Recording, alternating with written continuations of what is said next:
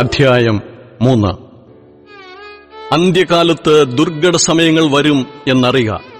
മനുഷ്യർ സ്വസ്നേഹികളും ദ്രവ്യാഗ്രഹികളും വമ്പ് പറയുന്നവരും അഹങ്കാരികളും ദൂഷകന്മാരും അമ്മയപ്പന്മാരെ അനുസരിക്കാത്തവരും നന്ദികെട്ടവരും അശുദ്ധരും വാത്സല്യമില്ലാത്തവരും ഇണങ്ങാത്തവരും ഏഷണിക്കാരും അജിതേന്ദ്രിയന്മാരും ഉഗ്രന്മാരും സൽഗുണദ്വേഷികളും ദ്രോഹികളും ധാർഷ്ട്യക്കാരും നിഗളികളുമായി ദൈവപ്രിയമില്ലാതെ ഭോഗപ്രിയരായി ഭക്തിയുടെ വേഷം ധരിച്ച് അതിന്റെ ശക്തി ത്യജിക്കുന്നവരുമായിരിക്കും. അങ്ങനെയുള്ളവരെ വിട്ടൊഴിയുക. വീടുകളിൽ നൂണ് കടക്കുകയും പാപങ്ങളെ ചുമന്നുകൊണ്ട് നാനാമോഹങ്ങൾക്കും അധീനരായി എപ്പോഴും പഠിച്ചിട്ടും ഒരിക്കലും സത്യത്തിന്റെ പരിജ്ഞാനം പ്രാപിപ്പാൻ കഴിയാത്ത പെണ്ണുങ്ങളെ സ്വാധീനമാക്കുകയും ചെയ്യുന്നവർ ഈ കൂട്ടത്തിലുള്ളവരാകുന്നു. യന്നേസും യംബ്രേസും മോശയോട് എതിർത്തുനിന്നതുപോലെ തന്നെ ഇവരും സത്യത്തോട് മറുത്തുനിൽക്കുന്നു. ദുർബുദ്ധികളും വിശ്വാസം സംബന്ധിച്ച് കൊള്ളരുതാത്തവരുമത്രേ.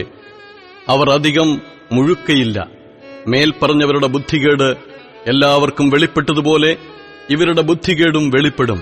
നീയോ എന്റെ ഉപദേശം, നടപ്പ്, ഉദ്ദേശം, വിശ്വാസം, ദീർഘക്ഷമ, സ്നേഹം, സഹിഷ്ണുത എന്നിവയും അന്ത്യോക്യയിലും ഇക്കൊന്യയിലും ലുസ്ത്രയിലും എനിക്ക് സംഭവിച്ച ഉപദ്രവവും കഷ്ടാനുഭവവും കണ്ടറിഞ്ഞിരിക്കുന്നു.